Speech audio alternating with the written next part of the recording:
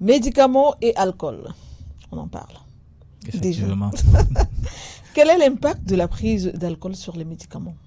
Pourquoi on ne peut pas combiner les deux? Déjà, il faut commencer par faire une précision importante sur l'alcool. J'aime souvent le faire parce que il y a certains qui disent tu bois, tu meurs, tu ne bois pas, tu meurs.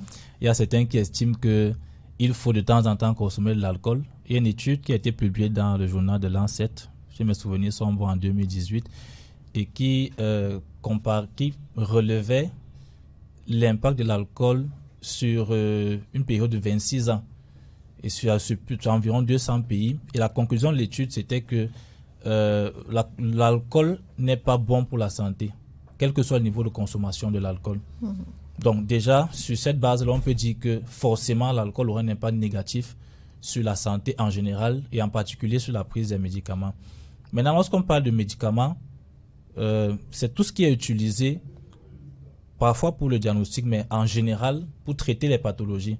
Vous avez une hépatite, vous avez la typhoïde, vous avez la douleur. Donc c'est les substances qu'on vous donne pour pallier à ces situations pathologiques. Donc lorsque vous prenez un médicament et qu'il faut donc résoudre ce problème, de prime abord, on n'a pas besoin d'avoir un doctorat en pharmacie pour se rendre compte qu'on ne va pas ajouter l'alcool, qui est déjà un problème en soi, un problème de santé à la prise des médicaments. Donc, l'alcool aura un impact particulièrement au niveau de ce qu'on appelle le métabolisme des médicaments.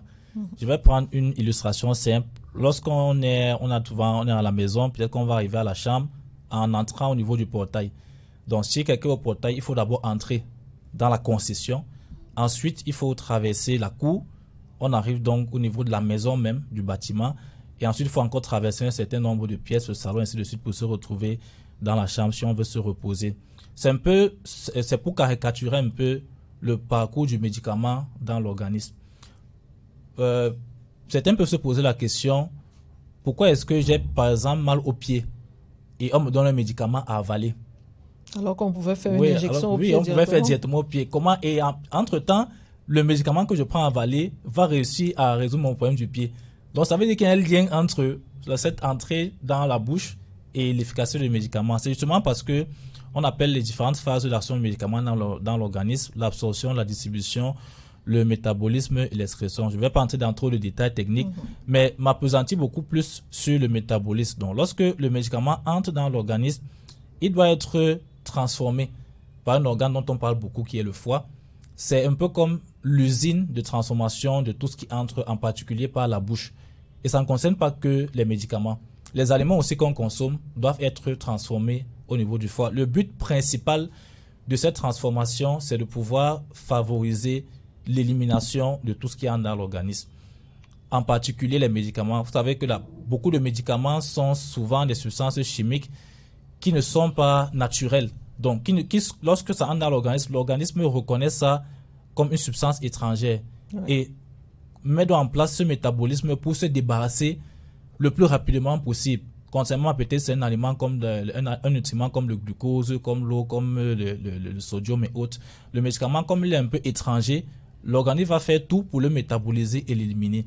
Donc, c'est beaucoup plus au niveau de cette transformation chimique que l'alcool aura un impact, parce que l'alcool, non seulement lui-même est métabolisé, parce que c'est aussi une substance étrangère, il est métabolisé pour être aussi éliminé, mais il a un impact sur les éléments qui concourent à ce métabolisme, qu'on appelle en langage technique les cytochromes.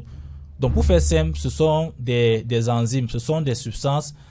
Lorsqu'une substance A entre dans l'organisme, elles agissent sur cette substance A pour la transformer par exemple en une substance B et en une substance C, ainsi de suite, pour pouvoir favoriser l'élimination. D'accord, docteur.